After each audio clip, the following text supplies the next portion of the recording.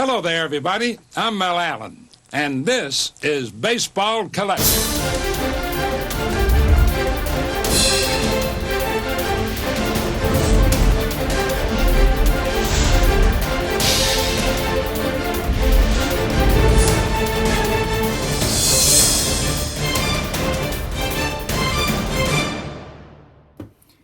Yo and hello everybody, Mike here, Baseball Collector, and today's video is going to be something pretty fun. I don't know about you guys, but when I watch other people's videos, I can get inspired to buy cards or do certain things or projects or new sets or whatever, and hopefully some of you draw inspiration from my channel or other channels that are out there. And again, one of my really good friends on YouTube is Garrett, who is Card Cutter, and his primary focus is TTMs. And I have never done a TTM before. In fact, I always thought, golly, that just seems like you gotta, it's a big risk. You're taking cards, you're mailing them off to an address you hope works, to a guy that you hope will sign them and send them back, and may not work out, and you may just lose either your money or your cards. But I was watching Garrett. I've been watching Garrett for forever, but recently he's gotten into a kick of doing Hall of Fame NFL player projects, where he will send a player an entire stack of cards from their playing days with an equivalent donation necessary to make that happen, and then get the cards back into a player project. So I thought, who could I do? If I did a baseball player Hall of Famer, who would I do? And so y'all want to see who it is? You want to see? All right, well, let's turn around. Let's just talk about it, and I'll go through what I did and how I got it done, or at least I'll take that back, mostly done, and we'll look at them. Hang on one second. Guys, I'm not even gonna, toy with not showing you. I'm just gonna show you the player that I did, and it's Ryne Sandberg, great Cubs player. But let me explain. I thought, okay, who can I do a project on that is a reliable signer, who is a great Hall of Famer, and who isn't just crazy stupid expensive. And so I landed on Ryne Sandberg because the address was incredibly reliable. People get from him. He's a great signer. The caveat to him is you have to send it in chunks. You can't just send them all at once. He won't do it. And so I had to send about every week to 10 days. I was sending in 3 cards, because he'll do 2 cards for $10 or 3 cards for $20. And I know that math doesn't work on a per card basis, $5 for the one and about $6.50 for the other.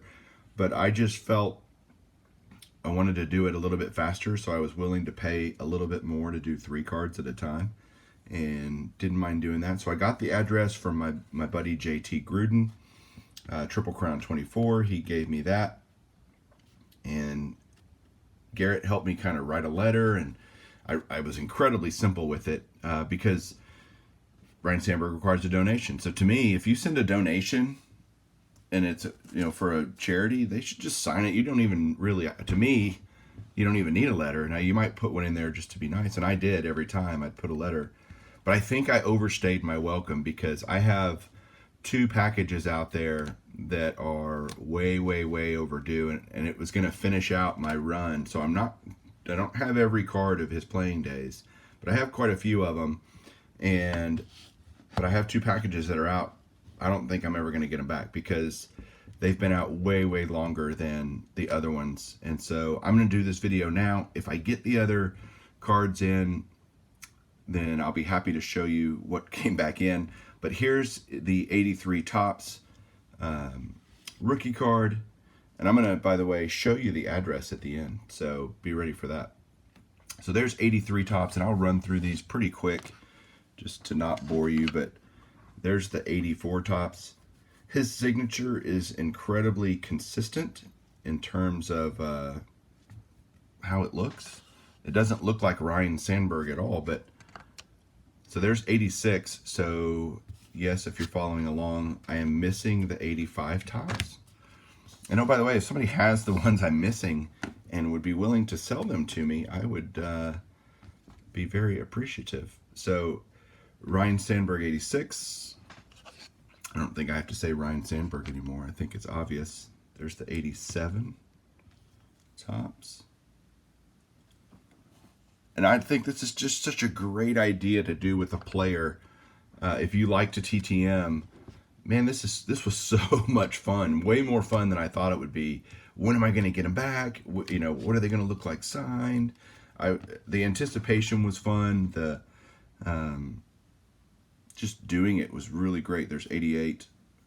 What you can't control are some things that are, you know, you can't control the quality of the pen that he's using. So there's 89 tops. You can see a little bit of bleeding there. And then here on the 90, you can see some streakiness there in the middle of the autograph. So you can't control some of the things. So I'm also missing the 91. Well, I'm not, it's out there to him. I just haven't gotten it back, and I really just don't think I'm going to. There's the 92. That's starting to look good. Now that Topps has moved in here on the white borders, the blue signatures really start to pop. There's 93 Topps, unless of course you have a black background like that. Makes it look not as great. Here is 94 Topps. Such a cool card. I love the multiple image picture. So cool. Also in 94 Topps, I didn't just send his base cards. I would send other cards that I thought would look cool signed, and he had this 94 Topps Measures of Greatness. That looks really cool. He doesn't have a 95 Topps card, which I thought was really weird. But he does have a 96 Topps card. How about that? Nice vertical image, or horizontal image there, I mean. And then his last card is 97 Topps. That's also a vertical image. And that one looks really cool. The ball coming in, his signature. That's really sharp. Nice, nice, nice. And then I got 3 more.